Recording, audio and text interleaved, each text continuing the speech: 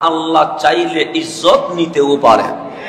এটা হচ্ছে আমার মওলার কোরআনের বাণী, মানতেই হবে, না মানার কোনো উপায় নাই। এখান থেকে আমরা শিক্ষা নিতে হবে। শিক্ষা ছাড়া আমাকে সামনে যাওয়ার কোনো সুযোগ নাই। আমিও যদি ওই রকম করি তাহলে আজ না হয় পাঁচ না হয় 10 বছর পর আমারও একই অবস্থা হবে। এটা আমাকে মানতেই হবে, না মানার কোনো উপায় নাই। এই শিক্ষাটা যদি নিতে পারে জীবনটা সুন্দর হবে, সমাজটা সুন্দর হবে, বাংলাদেশটা সুন্দর হবে। কারণ মাতৃভূমির প্রতি প্রেম ভালোবাসা এটা আমার ইসলাম বলে ঈমানের অংশ। সুতরাং প্রত্যেক জিনিস নিজেও ভালো থাকতে হবে, নিজের পরিবারকেও ভালো রাখতে হবে, নিজের সমাজকেও ভালো রাখতে হবে, নিজের দেশকেও ভালো রাখতে হবে। সেই জন্য তাকরীরের শুরুতে আমরা দোয়া করি, আল্লাহ যেন প্রিয় মাতৃভূমিকে শান্তিময় করে দেন। এই সময়ে এসে আমাদের সিলেবাস পরিবর্তন করতে হয়। কারণ সিলেবাস পরিবর্তন না করলে মানুষ আধুনিকতার সাথে অ্যাডজাস্ট মিলতে পারে না। সেজন্য বারবার দেখবেন কারিকুলাম চেঞ্জ হয়। আমরা যে ক্লাস 8, 9, 10-এ যা পড়েছিলাম এখন তা অনেক কিছুই নাই। আমার দেখবেন আগামী বছর যারা এই বছর পড়ছে দেখবেন আগামী বছর চেঞ্জ হয়ে যাবে, নতুন কিছু প্রবেশ করবে। এটাই হচ্ছে নিয়ম। সেই জন্য ইসলাম কোরআনটাকে এমন ভাবে সাজিয়েছে যেন যেই কোনো পরিস্থিতিতে, যেই কোনো সমস্যায় আপনি যেন সমাধান পেয়ে যান। আমার ইসলাম সেইভাবেই সমাধান দিয়েছেন। ইসলামের সমাধান নাই এরকম কোনো বিষয় নাই। আপনি যেই কাল, যেই স্থান, যেই পাত্র নিয়ে আসবেন, ইসলাম সেই সময় কাল পাত্রের সমস্যার সমাধান দিতে পারে, এতে কোনো সন্দেহ নাই। একজন মানুষ হিসেবে ইসলাম আপনাকে কিছু ডিউটি দিয়েছেন। এই যে বাংলাদেশ নিয়ে আপনি ভাবছেন, এটার নাম দেশপ্রেম। আপনি যে একজন মানুষের রক্তাক্ত শরীর দেখে আপনার ভেতরে একটা দয়া মায়া ফিলিংস আসছে, এটার নাম মানুষত্ব। আপনার পরিবারের সেফটি নিয়ে আপনি ভাবছেন, এটার নাম মানবতা। আপনার সমাজ নিয়ে আপনি ভাবছেন, এটার নাম দায়িত্ব। ইসলাম আপনাকে এইভাবে কিছু কারিকুলাম সিলেবাস দিয়েছে। এটা আপনাকে শিখতে হবে, জানতে হবে, এরপর মানতে হবে। আমি ঠিক, আপনি ঠিক হবেন। আমি ঠিক হই নাই, আপনি জীবনে কখনো ঠিক হবেন না। ইসলাম বলছে, আমার আল্লাহ জানান দিচ্ছে, হাবিব বলেন এই বান্দাকে নিয়ে আমার অনেক স্বপ্ন আছে, এই বান্দাকে নিয়ে আমার দেওয়া সিলেবাস আছে, এই বান্দাকে নিয়ে আমার অনেক কিছু দেখার স্বপ্ন আছে। সেই জন্য জুমার মসজিদ আল্লাহ কোনো প্রাণীর জন্য করে নাই, বান্দার জন্যই করেছে। আল কোরআন কোনো প্রাণীর জন্য করে নাই, আল কোরআন মানুষের জন্যই করেছে। হ্যাঁ, রসুলটা সমগ্র জাহানের রহমত, কিন্তু এই রসুল যাদের কাছে পাঠিয়েছে তারাই আপনি আর আমি। সুতরাং আমাকে আপনাকে আল্লাহ এত উপরে মর্যাদা দিয়েছে, মালিক বলে দুনিয়াতে তুমি আশরাফুল মাখলুকাত থাকবা, মরার পর মাটির সাথে মিশবে না। যদি আমার ডিউটি পালন করো আমি তোমাকে জান্নাতের মালিকানা দিয়ে দিব। তাহলে দুনিয়াতেও পজিশন উপরে না নিচে? উপরে। আবার মরার পর সবাই মাটির সাথে মিশে যাবে, কিন্তু মানুষ মিশবে না। মানুষকে আল্লাহ তাও জান্নাতের মালিক বানায়া পজিশন উপরে দিয়ে দিবে। কেন? আমার মালিক বলে আমার বান্দাকে আমি কখনো অপদস্থ করব না। দুনিয়াতেও চলার মতো চলতে পারলে আশরাফুল মাখলুকাত বানায়া সবার উপরে তুলে ফেলবো। আর যদি হাসরে ওই চেহারা, যেই চেহারাটা আমি দেখতে চেয়েছিলাম, ওই চেহারা নিয়ে যদি আমার কাছে আসে, আমি মালিক পেরেশান করব না, তাকে জান্নাতের মালিক বানায়া হাসরেও সবার উপরে তুলে দেব। সেই জন্য কোরআন গবেষণা করে দেখলে আমার রসুল এটা যেমন তেমন জাত নয়, এমন জাত যিনি কোরআন নিয়ে এসেছেন। কারণ কোরআন আগেও তো ছিল, কোরআন লৌহে মাহফুজে ছিল। কোরআন নতুন কোনো সৃষ্টির নাম নয়, কোরআন 1500 বছর আগের বানানো কোনো কিতাবের নাম নয়। লৌহে মাহফুজে কোরআন ছিল, কিন্তু নেওয়ার মতো কেউ ছিল না। সেটা হ্যাঁ হতে পারে বাবা আদম আলাইহিস সালাম কোরআন নেওয়ার মতো ছিলেন না। সেটা হতে পারে শীষ আলাইহিস সালাম কোরআন নেওয়ার মতো ছিলেন না। সেটা হতে পারে মূসা আলাইহিস সালাম, হ্যাঁ উনি তাওরাত নেওয়ার মতো ছিলেন কিন্তু কোরআন নেওয়ার মতো ছিলেন না। সেটা হইতে পারে ইব্রাহিম আলাইহিস সালাম, হ্যাঁ উনি সাহিফা নেওয়ার মতো ছিলেন কিন্তু কোরআন নেওয়ার মতো ছিলেন না। সেটা হতে পারে ঈসা আলাইহিস সালাম, হ্যাঁ তিনি ইনজিল নেওয়ার মতো ছিলেন কিন্তু কোরআন নেওয়ার মতো ছিলেন না। লৌহে মাহফুজের কোরআন লৌহে মাহফুজে রয়ে গেছে, হাবিবুল্লাহ আসতে দেরি। লৌহে মাহফুজের কোরআন বলে থাকি কেমনে লৌহে মাহফুজে? আমার নেওয়ার মতো জাত আজ মা আমেনার ঘরে চলে এসেছেন। রসুল জাতটা স্পেশাল। কিছু জিনিস আছে স্পেশাল যেটা বর্ণনা করে কখনো শেষ করা যাবে না। আমি আপনি হাজার বছর ট্রাই করলেও আমার কামলিওয়ালার সেই জাতের বর্ণনা শেষ করতে পারবো না। সেই জন্যই আল্লাহ বলছে ডানেও তাকায়ও না, বামেও তাকায়ও না, সামনেও তাকায়ও না, পিছনেও তাকায়ও না। বলিও না অমুক আমার আইডল, বলিও না অমুক আমার আইকন, বলিও না অমুক আমার আদর্শ, বলিও না অমুক আমার জীবনের চলার পাতেও মালিক কি বলবো? আল্লাহ কোরআনে বলছেন লাকাদ কানা লাকুম ফি রাসূলিল্লাহি উসওয়াতুন হাসানা। অমুক সমুক নয়, একটা জাত তোমাদের কাছে আমি রেডি করে পাঠিয়েছি, উনি রহমাতুল লিল আলামিন। এই জমিনে যদি আদর্শ থাকে তোমার আদর্শের নাম রহমাতুল লিল আলামিন।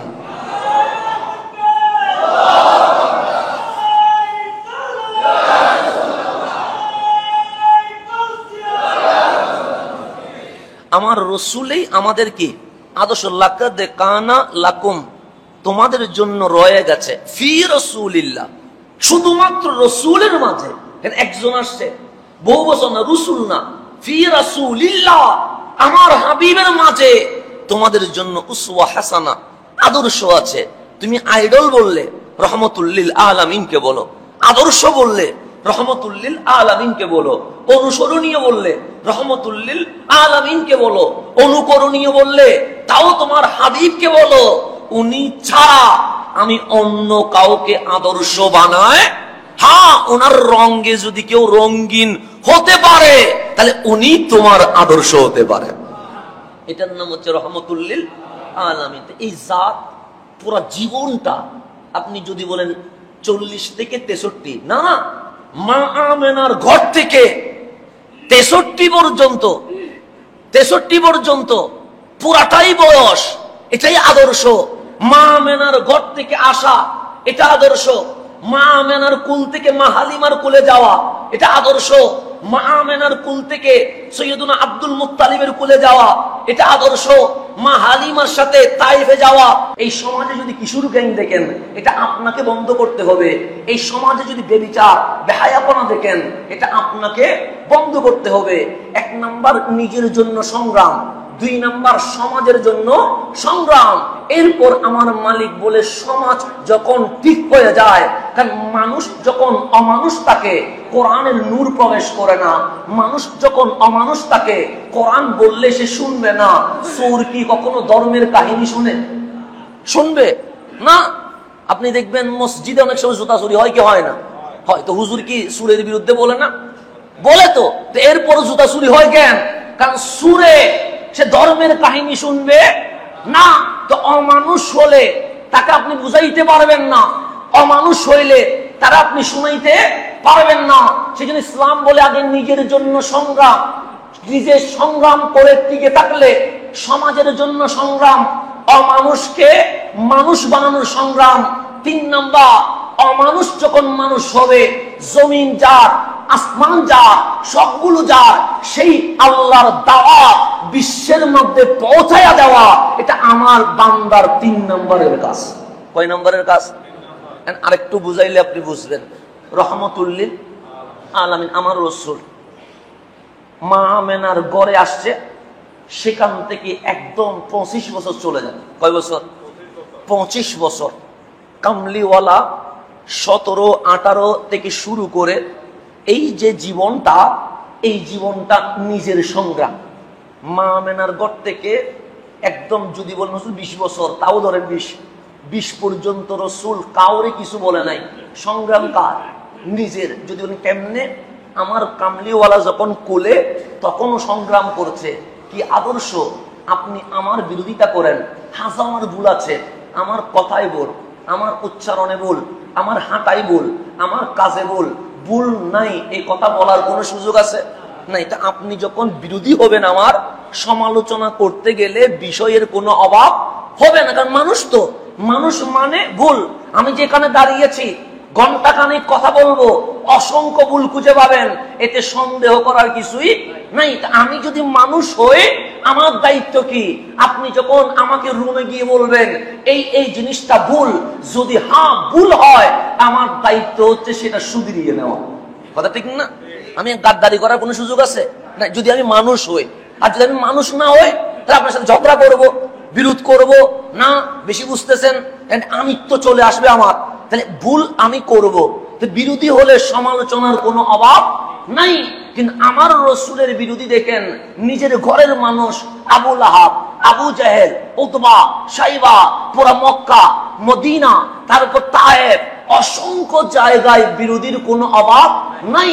কিন্তু বিরোধীরা বিরোধিতা করেছে, কিন্তু কামলিওয়ালার কোনো দোষ বলা তো দূরের কথা, বিরোধিতা করার পরে এই কথা বলতে বাধ্য হয়েছে, হ্যাঁ বাবা, চাচা, মামা, ফুফা, বন্ধু, কাউরে বিশ্বাস করা না গেলেও যারে বিশ্বাস করা যায় উনি রহমতুল লিল আলামিন। এটা সমালোচকদের কথা, এটা কোনো প্রিয়দের কথা না। প্রিয়রা তারও উপরে, কিন্তু সমালোচক যারা, তারা রসুলকে আল আমিন বলছে। সমালোচক যারা, তারা রসুলকে আস-সাদিক বলছে। সমালোচক যারা, তারা রাতের অন্ধকারে তাদের সম্পদ নবীর কাছে আমানত রাখছে। সমালোচক যারা, তারাই মরার সময় ওসিয়ত যেটা করবে, কামলিওয়ালার গোপনে ডেকে বলছে আমি আমার সন্তানের জন্য কিছু ওসিয়ত করব, কিন্তু আমার বাইরে বলতে পারছি না, কারণ বেঈমানি করার সম্ভাবনা আছে। আমার বন্ধুকে বলতে পারছি না, বেঈমানি করার সম্ভাবনা আছে। আপনি বিশ্বস্ত, অথচ সারা জিন্দেগি বিরোধিতা করেছে, কিন্তু বিশ্বস্ত হিসেবে যাকে খুঁজে পেয়েছেন উনি রহমতুল লিল আলামিন। 17, 18 ধরেন বা 20, 25 ধরেন, এই যে মা আমেনার ঘর থেকে আমার কামলিওয়ালার বেড়ে ওঠা, যৌবন কালে ভুল হয় না, এরকম কোন মানুষ আছে? নাই। আপনি কেমনে বলবেন? আমি এখন না, আপনার সামনে হয়তো বা দরবেশ আসছে, কিন্তু আমার যে বয়সটা, খেলার বয়স চলে গেছে, ওই বয়সে দরবেশ সাজার কোনো সুযোগ আছে? নাই। এখন আমি দরবেশ আসছি, কিন্তু আমার যে বয়সটা খেলার মাঠে চলে গেছে, বন্ধুদের সাথে চলে গেছে, পুকুরে খেলার, ফুটবল খেলায় চলে গেছে, এখানে তো আর আপনি মেপে আমাকে 100% নির্ভুল ধরবেন, এটার কোনো সুযোগ নাই। আমি মিম্বরে দাঁড়িয়েও স্বীকার করছি, যখন আমার ওই কাল ছিল, ওই কালে আমাকে 100% নির্ভুল থাকার কোনো সুযোগই ছিল না, কারণ বন্ধুদের সাথে খেলতে হয়েছে, যেতে হয়েছে। কারো এমনিতে হলো আম গাছে আম ধরছে, পাথর একটা মারতে হয়েছে, কেউ নামাজ পড়ছে, তাকে পিছনে ধাক্কা দিতে হয়েছে, স্বাভাবিক বিষয়, কারণ ওই বয়সটা তো ওইটাই চলে। মানুষ যখন ওই কাজগুলো করে, ওই বয়সে নিজেকে 100% নির্ভুল প্রমাণ করবে, এটা অসম্ভব। কিন্তু কামলিওয়ালা মা আমেনার ঘর থেকে আপনি 18 ধরেন বা 25 বছর ধরেন, এমন সোনালী যৌবন, কোন সময়ে আরো, যেই সময়ে মানুষ ক্লাসে করে চায়ের মতো মদ পান করে, কোন সময়ে, যেই সময়ে মানুষ রাস্তায় জেনা করে, কোন সময়ে, যেই সময়ে মানুষ খানায় কাবার সামনে কাপড় খুলে ফেলে, কোন সময়ে, যেই সময়ে মানুষ সামান্য বিষয়ে রক্তপাত করে, কোন সময়ে, যেই সময়টার নাম ইতিহাস বলছে, হিস্টোরি বলছে জাহেলিয়তের যুগ, জুলুমাতের যুগ, অন্ধকারের যুগ। আজকে কেউ মদ এখানে খাবে না, আজকে কেউ জেনা রাস্তায় করবে না, আজকে কেউ খুন খারাপি সবার সামনে করবে না। এই সময়ের সেই সময়টা আরো বেশি জঘন্য ছিল। সেই সময়ে কামলিওয়ালা নিজের যৌবনকে মক্কাবাসীর সামনে এমন ভাবে মেলে ধরেছেন, আবু জাহেল হতে পারে, আবু লাহাব হতে পারে, উতবা হতে পারে, সাইবা হতে পারে। ওনারা বলতে বাধ্য হয়েছে চারিত্রিক দিক থেকে যিনি নিষ্কলুষ পবিত্র, উনি আমেনার সন্তান রহমতুল লিল আলামিন। কোন সময়ে? সেই সময়ে, আজকে সময় না, সেই সময়ে কেমন ভাবে নিজেকে তুলে ধরেছেন। আমার রসুলের বয়স 13 দিন। কতদিন? 13 দিনের বাচ্চা কি কিছু বুঝবে? আর যেখানে 3 বছর 4 বছরের বাচ্চা বুঝে না, যেখানে 7-8 বছরের বাচ্চা বুঝে না, সেখানে 13 বছরের বাচ্চা কি বুঝবে? মা আমেনার কুল থেকে এখন মা হালিমার কুলে যাবে, মানে আজকে তায়েফে চলে যাবে। 13 দিন বয়স। মা হালিমা হাত দিছেন, বাম কাঁধে হালিমার সন্তান রয়ে গেছে। একটা ছেলে উনার ছিল, ছোট বাচ্চা, দুধের বাচ্চা, কোন কাঁধে? বাম কাঁধে। তো এখন মা হালিমা হাত বাড়াই দিছে মা আমেনার দিকে, এসো। আমার কামলিওয়ালা মা আমেনার কোল থেকে মা হালিমার কোলে চলে আসছে দাত্রী মা। এখন ডান স্তনের দুধ দিয়েছেন, পান করে ফেলেছেন, আপত্তি করে নাই। কিন্তু ছেলে তো, মা তো দুইটাই দিবে, বাম স্তন দিছেন আর মুখ লাগায় না। হালিমা বলছে হয়তোবা আজকে প্রথম বিদায়, ওনার ডিস্টার্ব হতে পারে, নিয়ে গেছেন তায়েফে। বলছে আমার মা হালিমা বলছে আমার কোলে এই রসুলটা 1 বছর 11 মাস 17 দিন দুধ পান করেছে। কয় বছর? 1 বছর 11 মাস। আর মা আমেনার ঘরে কয় মাস, কয় দিন? 13 দিন। তাহলে হইল কত? 2 বছরের 1 দিন বেশিও না, 1 দিন কমও না, 2 বছর কমপ্লিট। কামলিওয়ালা দুধ পান করা বন্ধ করে দিয়েছে।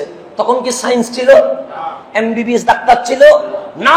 আজকে যখন সন্তান হয় তখন প্রথমে মেডিসিন হিসেবে লিখে দেয় সন্তানের জন্য মায়ের দুধ সর্বশ্রেষ্ঠ মেডিসিন, এটা 2 বছর পান করাইতে হবে। এটা ডাক্তার প্রথম লিখে, প্রথম ওষুধ অন্যগুলো না, প্রথম মায়ের দুধ এটাই লেখা হয়। তাহলে আমার কামলিওয়ালা 1500 বছর আগে মা আমেনা এবং মা হালিমার কোলে বরাবর 2 বছর দুধ পান করে প্রত্যেক মাকে জানিয়ে দিয়েছে মায়ের দায়িত্ব, সন্তানের অধিকার, মাকে অবশ্যই 2 বছর তার সন্তানকে দুধ পান করাইতেই হবে।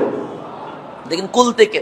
তো মা হালিমা বলছে দাম দিছি, দাম স্তনের দুধ পান করছে, বাম দিছি করে নাই। কিন্তু 1 বছর 11 মাস 17 দিন ট্রাই করেছে, একটা বারের জন্য দুধ পান করা দূরের কথা, পোট পর্যন্ত লাগায় নাই। আমার ভেতরে প্রশ্ন রয়ে গেছে, কিরে ছোট্ট একটা বাচ্চা ডান স্তন দিলে পান করে, বাম স্তন দিলে পান করে না। 1 বছর 11 মাস 17 দিন চেষ্টা করলাম, একটা বারের জন্য পান করাইতে পারলাম না। কারণ কি? যখন কামলিওয়ালা নবুয়ত প্রকাশ করে দিলেন, মা হালিমা আসলেন, আমার রসুল চাদর বিছিয়ে দিয়েছেন। মা সবাই লাল গালিচার শুভেচ্ছা দেয় কাকে? এমপি, মন্ত্রী, ক্ষমতাধরকে। আমি মুহাম্মদুর রাসূলুল্লাহ সাল্লাল্লাহু আলাইহি ওয়াসাল্লাম, আমার কাছে সর্বশ্রেষ্ঠ ভিআইপি হচ্ছে মা। মায়ের জন্য আমি রসুল লাল গালিচার বিছানা বিছাইয়া দিয়েছি, লাল গালিচার শুভেচ্ছা দিয়েছে, বিছাইয়া দিয়েছেন। মা হালিমা ওই চাদরের উপরে পা দিয়ে এসে বলছেন, আমি কেমন আছেন, কি অবস্থা জিজ্ঞেস করব না, আগে আমার প্রশ্নের উত্তর দিতে হবে। কামলিওয়ালা হাসি দিয়ে বললেন, মা আগে তো কথা বলেন, প্রশ্নের উত্তর তো দেওয়া যাবে, সমস্যা তো নাই, আমি তো আপনাকে সময় দিব, কারণ আমার মা তো আপনি। হালিমা বললেন, না, এই প্রশ্ন না জানলে আমি আজ দীর্ঘকাল ঘুমাইতে পারি নাই, আর টেনশন নিতে চাই না। তখন রসুলে আরবি বললেন, মা বলেন, আমি আপনাকে 13 দিনে কোলে নিয়েছি। রসুলে আরবি বলেন, জানি আপনি আমার কোলে 1 বছর 11 মাস 17 দিন দুধ পান করেছেন। রসুল বলেন, জানি যে ডান স্তন দিলে পান করেছেন, বাম স্তনে ফুট পর্যন্ত লাগান নাই। রসুল বলে, জানি, কিন্তু আমার প্রশ্ন হচ্ছে, বাচ্চা তো ডানও বুঝে না বামও বুঝে না, ডান স্তন দিলে পান করলেন, বাম স্তন দিলে মুখও লাগান নাই, কারণ কি? তখন কামলিওয়ালা বললেন, মা যখন আপনি আমেনার কোল থেকে আমাকে নিচ্ছিলেন তখন আমি দেখলাম বাম কাঁধে একটা বাচ্চা আছে, বুঝে গেলাম সেটা হালিমার বাচ্চা। তো আপনি যেহেতু আমার দুধ মা, এই বামে যিনি আছে উনি আমার ভাই, ভাই ভাই সমান অধিকার। প্রথমে ডান স্তন দিলেন, পান করলাম, বাম স্তন যখন দিলেন তখন আমি পান করলাম না। কেন? দুইটাতে যদি মুখ দিই আমার ভাইয়ের অধিকার লুণ্ঠন হবে, মুস্তাফার গর্দান চলে যাবে, ভাইয়ের অধিকার কখনো নষ্ট করতে পারবে না। এটার নাম রহমতুল্লিল। যিনি বাচ্চা কালে নিজেকে প্রকাশ করছে, দেখো আমি ব্যক্তিগতভাবে কত সলিড, দেখো আমি ব্যক্তিগতভাবে কত নির্ভুল, দেখো আমি ব্যক্তিগতভাবে কত সতেজ, দেখো ব্যক্তিগতভাবে আমি নিজেকে কিভাবে রেডি করেছি। সেই জন্য কামলিওয়ালা ছোট থেকে বড় হচ্ছে, এমন ভাবে বড় হচ্ছে, যেভাবে রাসূল নিজেকে প্রকাশ করছে সবাই দেখে অবাক হয়ে যাচ্ছে। ইভেন আম্মাজান খাদিজাতুল কুবরা বয়সে ছিলেন বড়, কামলিওয়ালা রাসূল বয়সে ছিলেন ছোট, কিন্তু কামলিওয়ালার আদর্শ দেখে আম্মাজান খাদিজা আমার ঘরের কোনো মেয়ের মতো নয়, আমার ঘরের কোনো মার মতো নয়। আমাদের এখন মেয়েরা অনেক পড়ালেখা করছে, তখন আমার দাদিরা ক্লাস 5 পর্যন্ত যায় নাই। এরকম কোন মেয়ে নয় যিনি তাওরাত কিতাবের আলেমা, যিনি ইনজিল কিতাবের আলেমা, যিনি আলেমা হিসেবে, বুদ্ধিমতী হিসেবে, বিজনেসম্যান হিসেবে সেই জামানায় প্রসিদ্ধ। শুধু তাই নয়, যার পুত পবিত্র চরিত্র সম্পর্কে মক্কার আকাশে বাতাস পর্যন্ত সাক্ষী দিয়েছে। সেই রকম 40 বছরের রমণীয় 25 বছরের নওজওয়ান কামলিওয়ালার আদর্শে মুগ্ধ হইয়া বিবাহের প্রস্তাব দিয়ে দিয়েছেন। মক্কাবাসী অবাক হয়ে গেছে যে খাদিজার বয়স কত, 40, 25 বছরের যুবকের বিয়ের প্রস্তাব কেন দিল? রাসূল নিজে দেয় নাই, দিয়েছেন কে? আম্মাজান খাদিজা। মানুষ অবাক, খাদিজাকে কতজনে বিয়ে করতে চাইছে, তাও নিম্ন লেভেলের কেউ না, উপরের লেভেলের সব হাই লেভেলের মানুষ বিয়ে করতে। কারণ কেন? উনি আলেমা, উনি একজন প্রতিষ্ঠিতা, ওনার যশ খ্যাতি পুরো মক্কায় ছিল। সবাই চেয়েছে যারা উপরের লেভেলে, উনি সব ইগনোর করে আমার রাসূলকে প্রস্তাব দিলেন। কি পেয়েছে? তখন আম্মাজান খাদিজা বলেন, যা ওনার কাছে পাইছি কারো কাছে তা পাইনি। কেমন ভাবে নিজেকে উপস্থাপন করেছেন রহমতুল্লিল আলামিন। যা ওনার কাছে পেয়েছি আমি অন্য কারো কাছে পাই নাই। সেই জন্যই তো বিবি জানে স্বামী কেমন। আপনি আমার ব্যাপারে ভালো কমেন্টস করতেই পারেন, কেন? আপনার সাথে আমার সপ্তাহে কয়বার দেখা হয়? একবার 1 ঘন্টা অভিনয় করা একটা সহজ বিষয়। আপনার সাথে আমি ভালো থাকার জন্য যা করা লাগে মোটামুটি তা আমি কি করতে পারবো, প্র্যাকটিসিং করতে পারবো। তা আপনি বলবেন, হুজুর তো ভালো দেখে আলহামদুলিল্লাহ, উনি কথা বলে হাসি দিয়ে কথা বলে আমাদেরকে সময় দিয়ে বলতে পারলেন। কিন্তু আমার ওয়াইফ জানে আমি কি আসলে ভালো না খারাপ। কেন? কারণ ঘরের বউটাই তো জানবে আমার চরিত্র কেমন। আমি এখানে মুখে হাসি দিয়ে ঘরের মধ্যে যদি লাইয়ার ডেক্সি ভাঙ্গা শুরু করি, তাহলে এটাই তো আমার আসল চরিত্র কি হয়ে যাবে, ফ্লাশ হয়ে যাবে। সেই জন্যই তো আল্লাহ রাসূল বলছেন, যার বিবি কাল হাসরের ময়দানে আল্লাহর সামনে দাঁড়িয়ে বলবে আমার স্বামীটাই ভালো, আল্লাহ বলেন ও আর সাক্ষীর কোনো দরকার নাই। কারণ যার বিবি ওয়াইফ বলেছে স্বামী ভালো, আর সাক্ষীর দরকার নাই, আমি আল্লাহ এই সাক্ষীকে অ্যাকসেপ্ট করে তার স্বামীকে মাফ করে দিয়েছে। কারণ বিবি তো জানবে সেটা কেমন, কথা ঠিক না? কারণ সেটা কি ডেক্সি ভাঙে নাকি ভালো ব্যবহার করে, এটা তো বিবি জানবে। কারণ ঘরের ভিতর তো কেউ থাকে না, যিনি তাকে উনি তো ওয়াইফই থাকে, তো ওয়াইফ জানবে। কারণ সন্তানও না জানতে পারে, কারণ সন্তান তো হয়তো বা পড়তে যাবে, অনেক কিছুতে যাবে, সে বুঝতেও না পারে, কিন্তু বিবি জানবে, ওয়াইফ জানবে কেমন। সেই জন্য আমার রাসূল যখন গারে হেরা থেকে নেমে আম্মাজান খাদিজাকে বলেছেন, খাদিজা আনা রাসূলুল্লাহ, আমি আল্লাহর ও রাসূল, আমি দাওয়াত দিতে চাই লা ইলাহা ইল্লাল্লাহ, আমি বলতে চাই ইকরা বিইসমি রাব্বিকাল্লাযী খালাক। তখন আম্মাজান খাদিজা বললেন, পরীক্ষা পরে হবে, কিন্তু আগে আমি ঈমানটা নিয়ে আসি। আমি যাচাই পরে করব, এটা আসলে যাচাই করা। ইসলাম আবার যাচাই করতে ভালোবাসে। সেদিন ইসলাম বলছে ইকরা, পড়ো। কেন? যাচাই করো। তোমাকে আমি আবেগ দিয়ে ডাকি নাই, তোমাকে আমি দলিল দিয়ে দেখেছি, তোমাকে আমি বিজ্ঞান হিকমা দিয়ে দেখেছি। ইসলাম যাচাই করতে বলেছে, যাচাই করতে বলেন তা না। কিন্তু আম্মাজান খাদিজা বলছে যাচাই কি হবে? পরে হবে, আগে ঈমানটা নিয়ে আসি। কেন? রহমানের দরবারে বলতে পারবো বিনা দলিলে আমি খাদিজা কামলিওয়ালার উপর ঈমান এনেছিলাম। এরপর উনি নবুয়তের কিছু প্রশ্ন করেছিলেন পরে, কিন্তু আপনি সিরাত পড়েন, উনি আগে কিন্তু ঈমান আনছেন। আমরা ঈমান আনার আগে প্রশ্ন করবো, যে ঈমান এনে তারপর প্রশ্ন করার কোনো দরকার নাই। কিন্তু আম্মাজান খাদিজার বেলায় সিরাত পড়েন, উনি আগে ঈমান আনছে, এরপরে কি করছে? প্রশ্ন বলতে তাও এরকম না যে আপনি নবী প্রমাণ, কিরকম না, উনি আলেমা যেহেতু ছিলেন, বুদ্ধিমতী যেহেতু ছিলেন, ইকরা বিইসমি রাব্বিকাল্লাযী খালাকের তাফসীরে লিখছে, যখন রাসূল আরবী সর্বপ্রথম গারে হেরা থেকে মানুষকে দাওয়াত দেয় নাই, বিবিকে দাওয়াত দিয়েছে। কেন? আগে নিজের জন্য সংগ্রাম। এটা মনে রাখতে, নিজের বলতে এখানে ওয়াইফ আছে, সেখানে বাচ্চা আছে, পরিবার আছে, নিজের জন্য সংগ্রাম। চলে গেলেন আম্মাজান খাদিজার কাছে। ঈমান আনার পরে আম্মাজান খাদিজা বললেন, যিনি আপনার কাছে আসছে নাম কি ওনার? তখন আমার রাসূল বললেন, রাইসুল মালাইকা, ফেরেশতাদের সরদার, নাম তার জিবরিল, মানুষ তারে রুহুল আমিন বলে থাকে। কি বলে থাকে? রুহুল আমিন। আচ্ছা, আপনি দেখেছেন? হ্যাঁ, আমি তো কয়েকদিন ধরে দেখতে আছি ওকে। বলছে আচ্ছা, আম্মাজান খাদিজা যেহেতু ওয়াইফ, রসুলের সামনে কি পর্দা করার দরকার আছে? না, আমার ওয়াইফ তো আমার সামনে পর্দা করার দরকার নাই। তো রসুলের পাকের সামনে উনি হিজাব পরে ফেললেন, মানে নেকাব যেটাকে বলে, নেকাব পরে বলছেন, ইয়া রাসূলুল্লাহ, যারে দেখা যায় উনি কি এখন দেখা যাচ্ছে? আমার কামলিওয়ালা সুখ তুলে বললেন, খাদিজা, হ্যাঁ দেখা যাচ্ছে। আম্মাজান খাদিজা নেকাবটা খুলে মাথার ওড়নাটা ফেলে দিলেন, দিয়ে বললেন, এখন দেখা যায়নি। আমার রসুল তাকায়া দেখে বলে, দেখা যায় না। আবার নেকাব পড়লেন, বললেন, এখন দেখা যায়? হ্যাঁ দেখা যায়। আবার নেকাব করলেন, দেখা যায় না। আবার নেকাব পড়লেন, দেখা যায়। হ্যাঁ। আবার নেকাব ফেললেন, দেখা যায় না।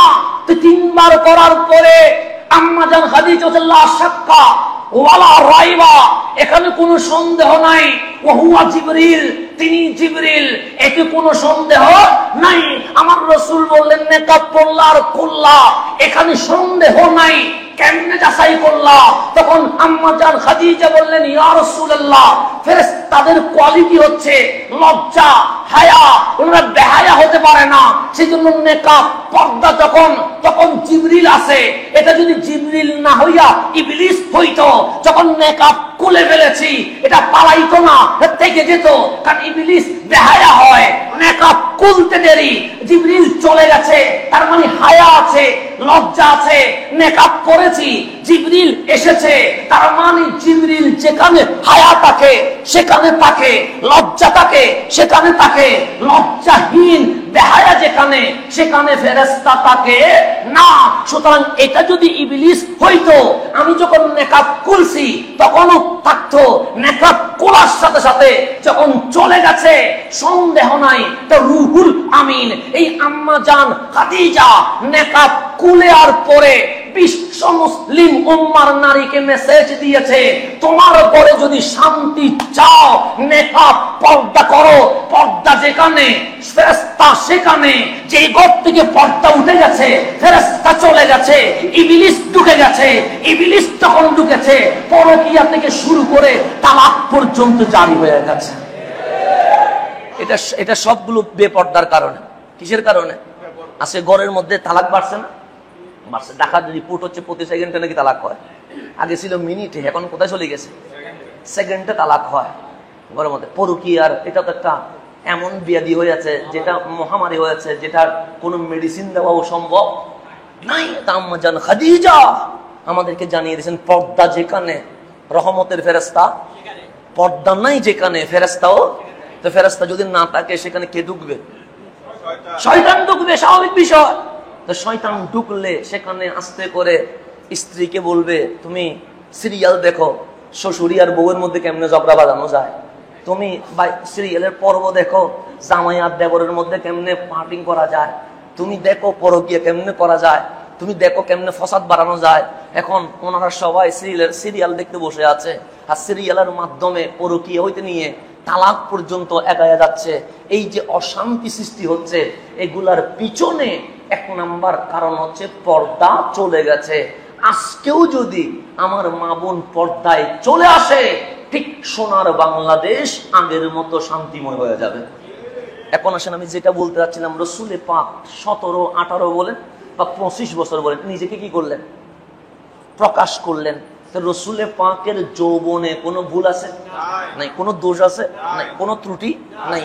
একটা সুই পরিমাণ, ছিদ্র পরিমাণ সমালোচকরা ভুল ধরতে পারে নাই। এখন নিজে যখন ঠিক, নিজে যখন ঠিক, আল্লাহ কোরআনে বলছেন, বান্দা তুমি আগে দাওয়াত দিও না। যেমন আমি আজকে দাঁড়াই গেছি, এটা প্রথম আমার ডিউটি না, এটা সেই জন্য অযোগ্য যখন চেয়ারে বসে যায় তখন ফিতনা হয়।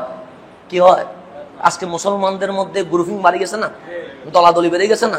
এই 2-3 দিনের মধ্যে মসজিদ নিয়ে মারামারি, হুজুরের নিয়ে মারামারি, কত কিছু হয়ে গেল। কেন? অযোগ্য যখন চেয়ারে বসে তখন কি হয়?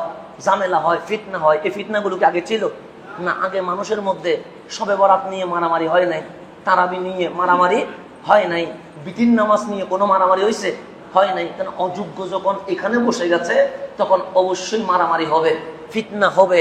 আপনি ইউটিউব করলে মাসালা যখন খুলবেন, একটা মাসালা জানতে গেছেন, দেখবেন 10 হুজুরে 10 রকম কথা বলে, আপনার মাথা দড়িয়ে গেছে, কিরে কোনটা মানবো, 10টাই তো 10 রকম বলে। আপনি বিরক্ত হয়ে নাস্তিক হয়ে যাচ্ছেন, আমাদেরকে গালি দিচ্ছেন। এগুলোর পিছনে কারণ কি? পিছনে কারণ হচ্ছে অযোগ্য মানুষ কোথায় বসে গেছে? মিম্বরে। আমার কাজ সর্বপ্রথম মিম্বরে নয়। আল্লাহ আমাকে শিখিয়ে দিচ্ছেন, বান্দা তুই আগে দাওয়াতি কাজ করিস না, আগে ইসলামের দিকে মানুষকে ডাকিস না। তো মাওলা আমি কি করতাম? আল্লাহ বলে দোয়া কর। মানে কম দোয়া করবো?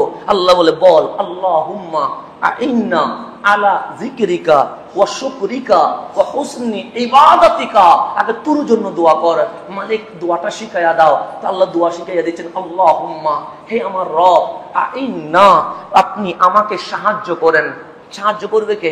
আল্লাহ। আইন্না কিসের উপর সাহায্য করবে? আলা যিকরিকা, আমি যেন তুমি আল্লাহর জিকির করতে পারি, ওয়া শুকরিকা, তোমার নিয়ামতের শুকরিয়া যেন আদায় করতে পারি, ওয়া হুসনি ইবাদাতিকা, আমি যেন নামাজে যখন দাঁড়াবো আমার চেহারা থাকবে কাবার দিকে, মন যেন চাইনাই জাপানে চলে না যায়, মনটা যেন তুমি রবের দিকে যায়। হুসনি ইবাদাতিকা, আমি যেন সুন্দরভাবে ইবাদত করতে পারি। তুমি সেই দোয়াটা করো। তাহলে আল্লাহ প্রথমে নিজের জন্য দোয়া করতে বলছেন, বান্দা তুই আগে জিকিরের মাহফিল করিস না, আগে নিজেই মওলার জিকির কর। আগে তুই আলহামদুলিল্লাহ তাফসীর করিস না, আগে তুই নিজের ভেতরে আলহামদুলিল্লাহ তাফসীর বাস্তবায়ন কর। আগে তুই নামাজ, রোজা, হজ, যাকাত, হালাল হারামের মাহফিল করিস না, আগে তোর মাঝে নামাজ, রোজা, হজ, যাকাত, হালাল হারাম বাস্তবায়ন কর। আগে নিজেকে নিজেকে নিজে ঠিক করতে বলছেন ইসলাম। এখন নিজে ঠিক না হইয়া, নিজে কি নাই, ঠিক নাই, এখন দাওয়াতি কাজে বাইরে গেছে। বড় সওয়াবের কাজ। কিসের কাজ? সওয়াবের। সবাই দাওয়াতি কাজ। ইঞ্জিনিয়ারও বের হয়ে গেছে, ডাক্তারও বের হয়ে গেছে, লয়ারও বের হয়ে গেছে, আমিও বের হয়ে গেছি, আপনিও বের হয়ে গেছেন, সবাই বের হয়ে গেছি। কি কাজে? দাওয়াতি কাজে। আর রাত 12টায় দেখবেন ওই মেসেঞ্জারে মেয়ের সাথে চ্যাট করা শুরু করে দিয়েছে। এই দাওয়াতি কাজ তো দরকার নাই। এই দাওয়াতি কাজ দিয়ে তো কখনো বা শরীয়তের কোনো কিছু প্রতিফলন হবে না। আল্লাহ নিজের ব্যাপারে বলছেন, আল্লাহুম্মা আইন্না আলা যিকরিকা ওয়া শুকরিকা ওয়া হুসনি ইবাদাতিকা। আগে তুই তোর জন্য দোয়া কর, তুই পরে মুসল্লির জন্য দোয়া করিস, তুই পরে অমুক তমুকের জন্য দোয়া করিস, আগে নিজের জন্য দোয়া কর। কে কি চাইবি? মাল চাইবি? না না, তুই আমার জিকির কিভাবে করতে হয়, আমার ইবাদত কিভাবে করতে হয়, আমার শুকরিয়া কিভাবে করতে হয়, আমার কাছে সাহায্য চা। কেন? আমি যাকে তাকে মসজিদে কবুল করি না, আমার পছন্দ যারে হয় আমি তারে মসজিদের মুসল্লি বানায় ফেলি। সেজন্য কোরআনে আছে আমাদের ব্যাপারে আল্লাহ 2টা শব্দ ইউজ করছেন। কয়টা শব্দ? রসুলের পাকের নাম যখন বলি তখন বলি মুস্তাফা, বলি না? রসুলের নাম কি বলি? মুস্তাফা। মুস্তাফা হচ্ছে ইস্তাফা থেকে। মানুষ 2 ভাবে বাছাই করে। কয়ভাবে? যেমন আমি দোকানে গেছি, একটা চিপস নিছি, এটা আমার পছন্দ, আমি ঘরে এসে চিপস খুলে খাওয়া শুরু করছি। তা আমার ওয়াইফ যদি বলে আপনি কি করছেন? চিপস খাচ্ছি। উনি যদি কেন? আমি বলবো আমার পছন্দ। এটা হচ্ছে আমি কারো পরামর্শ নিবই না। আমি যাকে ভালো লাগে আমি তাকে কি করব? অ্যাকসেপ্ট করব। তা আল্লাহ হাবিবের শান যখন বলছে, আল্লাহ বলছে আমার হাবিবের দিকে আঙ্গুল তুলিস না। কেন? হাবিবকে পছন্দ করার ব্যাপারে আমি কারো পরামর্শ নেই নাই, আমি আল্লাহ নিজেই আমার হাবিবকে পছন্দ করে ফেলেছি। এখানে কারো কোনো হাত নাই। সেজন্য ইস্তাফা। রসুলের ব্যাপারে মুস্তাফা। মুস্তাফা মানে আমি এখানে বিনা শর্তে কোন প্রকার কারো সাথে যাচাই। যেমন মানুষ বানাচ্ছে আল্লাহ, কি বানাচ্ছে? মানুষ কোরআন কোলের আল্লাহ মানুষ আমাকে বানাচ্ছে, আপনাকে বানাচ্ছে, আমাদের পিতা বাবা আদমকে বানাচ্ছে। তা আল্লাহ কি বলছেন? ওয়া ইয ক্বালা রাব্বুকা লিল মালাইকাতি ইন্নী জাইলুন ফিল আরদি খলিফা। মানুষ বানানোর সময় আল্লাহ একটা পরামর্শ সভা করছে। মানে আল্লাহ কমেন্টস নিচ্ছে, তোমার মন্তব্য কি, তুমি কি বলতে চাও? জিবরিল কি বলবা? আমি মানুষ বানাবো। মিকাইল কি বলবা? আমি মানুষ বানাবো। ইসরাফিল তুমি কি বলবা? আমি মানুষ বানাবো। এরকম ফেরেশতাদের সাথে আল্লাহ কি করে গেছে? মিটিং করছে। কিন্তু রসুলের ব্যাপারে আল্লাহ ইস্তাফা, ওনাকে যখন আমি হাবিব হিসেবে নিচ্ছি, এখানে জিবরাইল, মিকাইল, মুসা, ঈসা কারোর সাথে কোনো পরামর্শ নাই, আমার ইচ্ছায় আমার হাবিবকে আমি হাবিব হিসেবে পছন্দ করে ফেলেছি। এখানে কোনো পরামর্শ সভা নাই, কোনো সংবিধান নাই, কোনো আইন নাই, কোনো ল নাই। আমি আল্লাহর পছন্দে আমার হাবিবকে আমি নিয়ে আসি। এটার নাম হচ্ছে ইস্তফা। সেজন্য রসুলের নাম হয়ে গেছে মুস্তফা। মুস্তফা মানে যাকে আল্লাহ স্ব ইচ্ছায়, কারো মন্তব্য না শুনে, কারো পরামর্শ গ্রহণ না করে মালিক যাকে পছন্দ করেছেন, ওনার নাম হাবিবুল্লাহ। ওনার নাম কি? কোন যাচাই বাছাই না, আল্লাহ সেটা আমার ইচ্ছা। সেজন্য রসুলটা আনকমন, এটাকে আপনি কমন করার কোনো কি নেই, সুযোগ নাই। এটা অনলি ওয়ান, এটাকে আপনি টু বানানোর কোনো কি নেই, সুযোগ নাই। কিন্তু আমার আপনার ব্যাপারে বলছেন ইজতাবা। এখানে আর মুস্তাফা বলে নাই, কি বলছে? ইজতাবা। ইজতাবা মানে যাচাই করা। ইজতাবা মানে যাচাই বাছাই করে মালিক আপনাকে মনোনীত করা। মানে আপনাকে যে মসজিদে আনবে, মালিক পছন্দ হয়েছে নিয়ে আসে তা না, আপনাকে আল্লাহ আগে যাচাই বাছাই করছে। ইজতাবা। এখানে আপনাকে নিবে কি নিবে না, আল্লাহ এটা নিয়ে কিছুটা দেখছে। আপনাকে কি মসজিদে রাখবে কিনা, আল্লাহ এটা নিয়ে অনেকটা এক প্রকার পরামর্শও করছে। তা আল্লাহ বলছেন ইজতাবা। তুমি যে মসজিদে এসেছো, 800 কোটি মানুষ আছে, তোর মধ্যে হয়তো সারা বিশ্বে 100 কোটিও মসজিদে আসে নাই, তাহলে তুমি স্পেশাল, তোমাকে যাচাই বাছাই করে আমি আল্লাহ মসজিদের মুসল্লি হিসেবে কবুল করেছি। তাহলে সর্বপ্রথম নিজেকে কি করা, চেঞ্জ করা, নিজের জন্য দোয়া করা, আল্লাহ যেন আমাকে হালালের সাথে রাখে, আল্লাহ যেন আমাকে হারামের দিকে পা না দেয়, আল্লাহ যেন গুনাহ থেকে আমাকে বাঁচিয়ে রাখে, সওয়াবের দিকে অগ্রসর হওয়ার যেন আল্লাহ সুযোগ করে দেয়। এই দোয়াগুলো সবসময় করবেন, সবসময় করবেন। কেন? আগে নিজের জন্য দোয়া করতে হয়। কার জন্য? তো রসুল যখন নিজেকে বিলিয়ে দিয়েছেন, সেটা 17 থেকে 25 ধরেন, বিলানোর পর কেউ রসুলের কোনো দোষ ত্রুটি খুঁজে পায় নাই। তারুণ্যের শক্তি কারে কয়? আজকে যে বলছেন তারুণ্যের শক্তি, আজকে যে বলছেন যুবকরাই চাইলে চেঞ্জ করতে পারে, যৌবনের শক্তি কারে কয়? কামলিওয়ালা যখন নিজেকে প্রকাশ করলেন, তখন এখন নিজের দায়িত্ব তো মানুষের সামনে প্রকাশ করলেন, এখন সমাজের দায়িত্ব নেওয়া কামলিওয়ালার উপর ফরজ হয়ে গেছে। রসুল পাক দেখলেন, হ্যাঁ যুব সমাজ আছে কিন্তু মিসগাইডেড হয়ে আছে, হ্যাঁ যুব সমাজ আছে কিশোর গ্যাংয়ে চলে গেছে, হ্যাঁ যুব সমাজ আছে মাদকের মধ্যে রয়ে গেছে, হ্যাঁ যুব সমাজ আছে কিন্তু মানুষ নামের মানুষ হয়ে জন্ম নিয়েছে, অমানুষ হয়ে রয়ে গেছে। তখন কামলিওয়ালার জামানায় যুদ্ধ লাগে, এমনিতেই আপনার সাথে আমার কথা কাটাকাটি হয়েছে, দুইজনের মধ্যে একটু ঠেলাঠেলি হয়ে গেছে, এরকম অনেক সময় উচ্চ বাক্য হয় কি হয় না? হয়, দ্বিমত হতেই পারে। মানুষ তো, মানুষের বউয়ের সাথেও তো মানুষ ঝগড়া করে, স্বাভাবিক বিষয়। ছেলের সাথেও মানুষ একটু কথা কাটাকাটি হয়, চাচার বাবার মধ্যে কথা কি হয়, কাটাকাটি হয়, চাচা তো মামা তো ফুফা তো ভাইয়ের মধ্যে কথা কাটাকাটি হয়, এটা স্বাভাবিক বিষয়। কিন্তু মক্কার মধ্যে ছিল কথা কাটাকাটি হইতে দেরি, একটু আওয়াজ বড় হতে দেরি, সাথে সাথে পিছন থেকে আক্রমণ শুরু হয়ে গেছে, দুইজনের মারামারি গুত্রে গুত্রে চলে গেছে, এক গুত্রের কারণে 10 গুত্র মারামারি করছে, এরকম রক্তে লাল হয়ে যাচ্ছে মক্কা। কেন? মানুষ নামের মানুষ আছে, সবগুলো অমানুষ হয়ে রয়ে গেছে। ফিজার যুদ্ধে এমন ভাবে মারছে, রক্ত খানায়ে কাবার গিলাপ লাল করে দিচ্ছে, খানায়ে কাবার প্রত্যেকটা রাস্তা যেন রক্তের কারণে নদীর মতো বহমান হয়ে যাচ্ছে। কিন্তু রহমতের নবী তো সইতে পারে না, উপরে একটা পাথরে দাঁড়িয়ে বলছেন, ইয়া আহলাল মক্কা, ইয়া আহলা মক্কা, এই মক্কার মানুষ ইসমাও, শোনো আমার কথা। যুবকরা চলে আসলেন, কামলিওয়ালা বললেন, কত মানুষ আজ বিধবা হয়ে গেছে, কত সন্তান হারা মা হয়ে গেছে, কত বাবা আজ ছেলে হারা হয়ে গেছে, কত ছোট ছোট বাচ্চা আজ তোমাদের চোখের সামনে এতিম হয়ে গেছে। ওই দৃশ্যটা আজ মনে হচ্ছে এখানেও প্র্যাকটিক্যাল হচ্ছে। আপনি সুযোগ পাইলেন, আইন নাই, আদালত নাই, আপনিও মানুষ খুন করছেন। আমি আজ এই কাল পরশু দিন একটা ভিডিও দেখলাম, মানুষের সাথে মানুষের মনক্ষুণ্ণ হতেই পারে, এটা স্বাভাবিক বিষয়, কারণ এক জায়গায় থাকলে হয়। কিন্তু মানুষের সাথে মানুষের অবিচার কতটুকু হয়েছে, আপনি সুযোগ পাইছেন, আল্লাহ আপনাকে একটু ক্ষমতা দিছে, আপনি কি করলেন? যার সাথে আপনার শত্রুতামি আছে তার পা বেঁধে গাছের সাথে লাগাইয়া উপরে তুলছেন। কোথায় তুলছেন? কিসের সাথে বাঁধে? পায়ের সাথে। কারণ পা উপরে, মাথা কোথায়? নিচে। আমি যেটা ভিডিওটা আপনারাও দেখছেন মনে হয়, কোন জায়গার সেটা আমি বুঝতেছি না। মাথা পা উপরে, মাথা নিচে। তারপর মানুষ কি করছে, তার গায়ে ক্রাশিং গালা শুরু করছে। দেখেন আমরা কতটুকু জাহেলিয়তে গেছি, কতটুকু আমরা জাহেলিয়তে গেছি। প্রথমে পাটা বেঁধে গাছের সাথে বাঁধছে, পা উপরে, মাথা কোন দিকে গেছে, নিচের দিকে গেছে, হাত সহ নিচে, তার গায়ে কেরাসিন দিয়েছে। তারপর মাথা যে নিচে জমিন পর্যন্ত ফারাক আছে না নাই, আচ্ছা সেখানে কাঠ এনে, গাছ এনে আগুন ধরা মানুষ মারা শুরু করছে। এক মানুষ মারার উৎসবের মধ্যে আমরা কি হয়েছে। তা আপনার সাথে যদি আমার দ্বিমত হয়, এরকম খুন করার কোনো অধিকার আপনাকে কোনো ধর্ম দিয়েছে? দিয়েছে? আপনি কি করছেন? একটাই কথা মনে রাখবেন, ক্ষমতার বল 12 বছর থাকে। এটা আপনার একইভাবে আপনার উপর আল্লাহ এই প্রতিশোধটা নিয়ে হবে, তার চেয়ে আরো বেশি কঠিন হবে, এর চেয়ে আরো বেশি কি হবে, কঠিন হবে।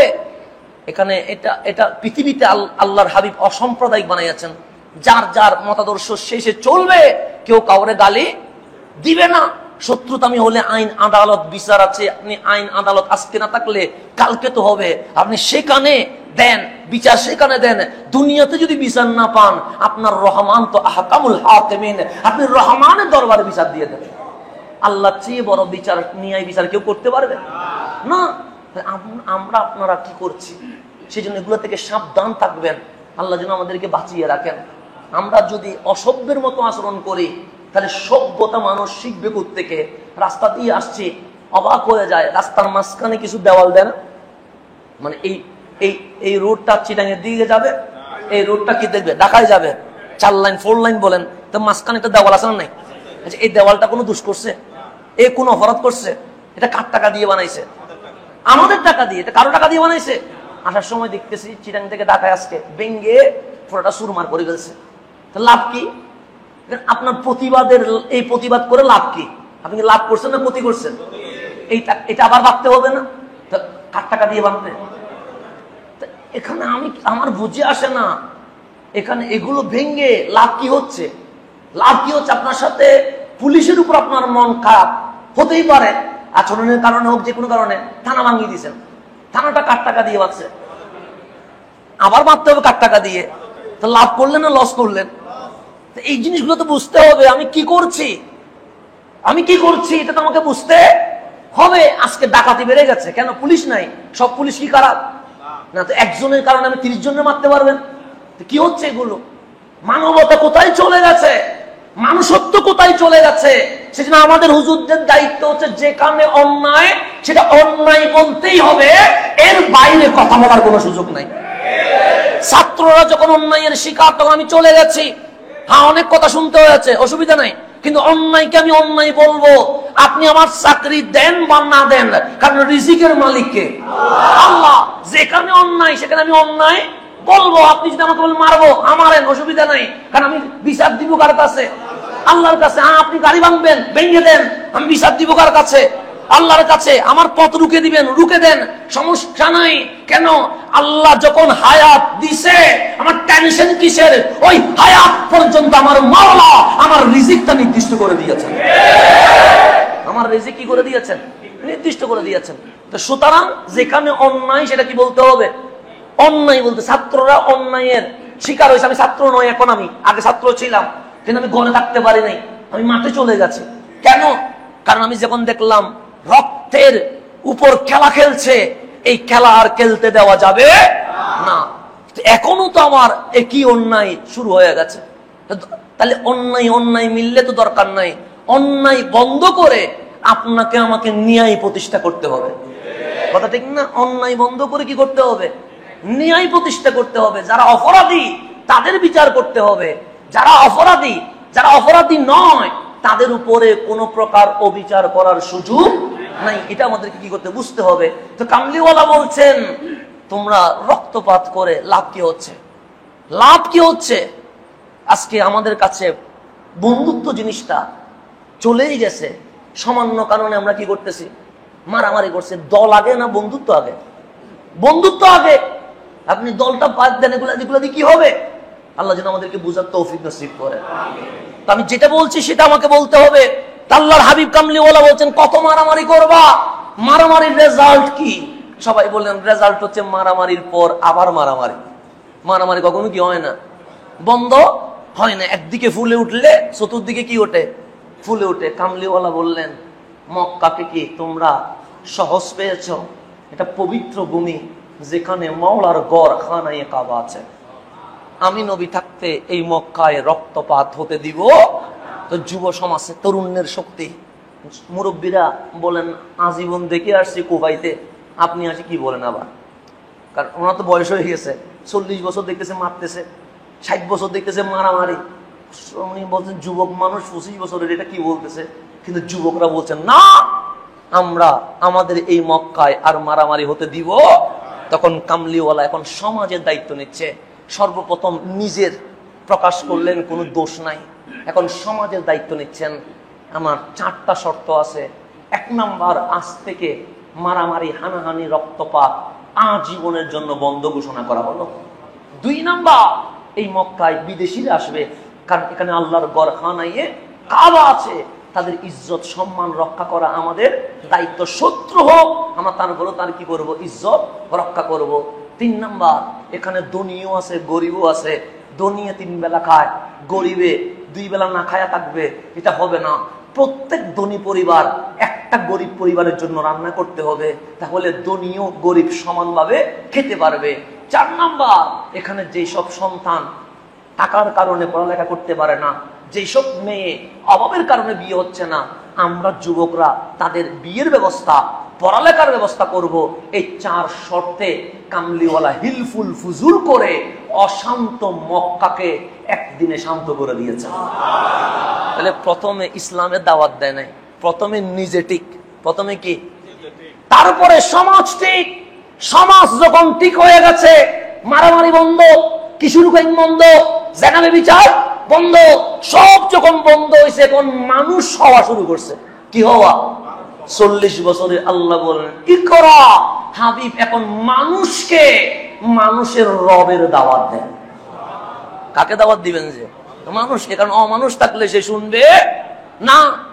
সেই জন্য মানুষকে তার রবের কি দেন, দাওয়াত দেন। তাহলে প্রথমে নিজে, প্রথমে কি, নিজে যখন ঠিক হইছেন, ইসলাম শুধু নিজেকে নিয়ে ভাবে না। মুসা আলাইহিস সালামের একজন সাথী ছিলেন, তাফসীর করলেন সূরা কাহাফের মধ্যে। মুসা আলাইহিস সালাম খিজির আলাইহিস সালামের সাথে দেখা করতে যায়, ওনার একজন খাদেম ছিলেন, উনিও নবী ছিলেন, ওনার নাম ইউশা বিন নুন। নাম শুনছেন? ইউশা বিন নুন, উনিও একজন কি ছিলেন, নবী ছিলেন। ওনার জামানায় আল্লাহ রাগ করছে। আল্লাহ বলেন ইউশা, আপনি আপনার এলাকা ছেড়ে চলে যান। ইউশা বিন নুন বলেন মালিক চলে যাব কেন? তখন আল্লাহ বলেন আমি আযাব দিব, কারণ নবী মানে রহমত, রহমত যেখানে থাকে সেখানে আযাব দেওয়া চাই না, আপনি চলে যান।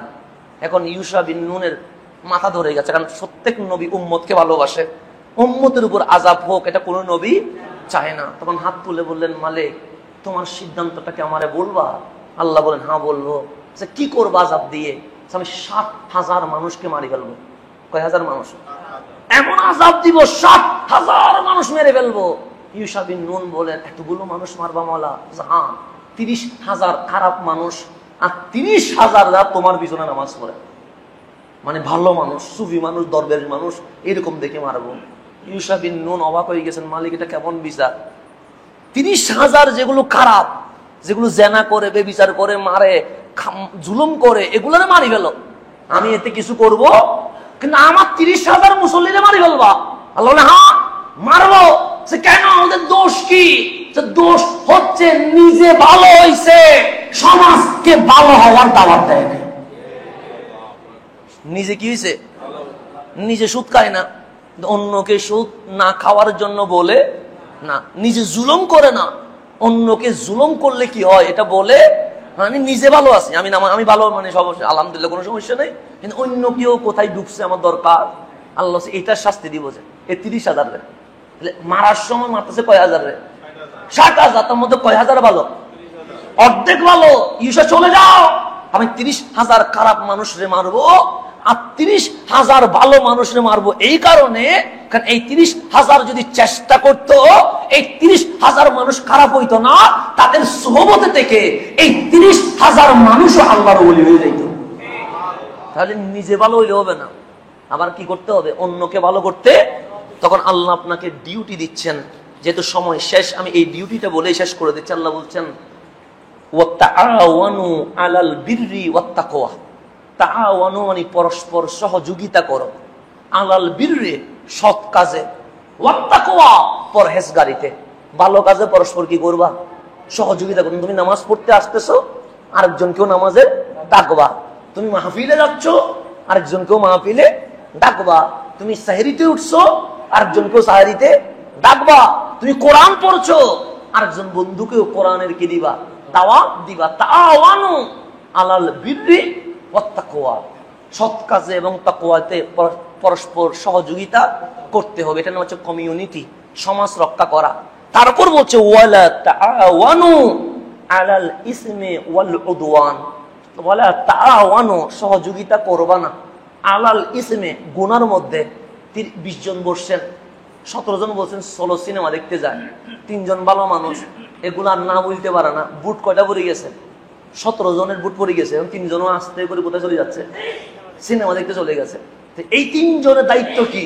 এই 3 জনের দায়িত্ব হচ্ছে প্রতিবাদ করা, যে না সিনেমা দেখা যাবে না, এবং গেলে ওরা গেলে ওদের দোষ হবে, তোমার আর কোনো কি হবে না দোষ। অনেক বন্ধু বলছে বিধায় আমরাও কি লাইন ধরে চলে গেছে। পরস্পর সহযোগিতা করা যাবে না আলাল ইসমে, কিসের মধ্যে? গুনার মধ্যে। ওয়াল উদওয়ান, উদওয়ান মানে সীমা লঙ্ঘন, যেখানে আল্লাহর যেটা বিধান হুকুম সেটাকে যখন ক্রস করে, যেমন রাস্তার মাঝখানে ভাঙিয়ে ফেলতেছেন, ওখানে আগুন দিয়ে দিচ্ছেন, এগুলা কি সীমা লঙ্ঘন, এখানে কোনো সহযোগিতা করা যাবে না। তা আল্লাহ ওয়াত্তাকুল্লাহ, দুনিয়াতে কাউকে দেখার দরকার নাই, আল্লাহরে ভয় করো। কেন? ইন্নাল্লাহা শাদীদুল ইকাব, রহমান নাম তো শুনেছো, রহিম নাম তো শুনেছো, কিন্তু মাই কিরকম দি এটা তো কখনো শুনো নাই। শুনে রেখো, ইন্নাল্লাহা শাদীদুল ইকাব, এমন কঠিন শাস্তি দিব যেটা দুনিয়াতে কল্পনা করতে পারবা না। এটা মওলার কথা, কঠিন কত কঠিন কথা। যার নাম রহমান উনি বলছেন, যার নাম রহিম উনি বলছেন। আল্লাহ যেন আমাদেরকে বুঝার তৌফিক নসিব করে।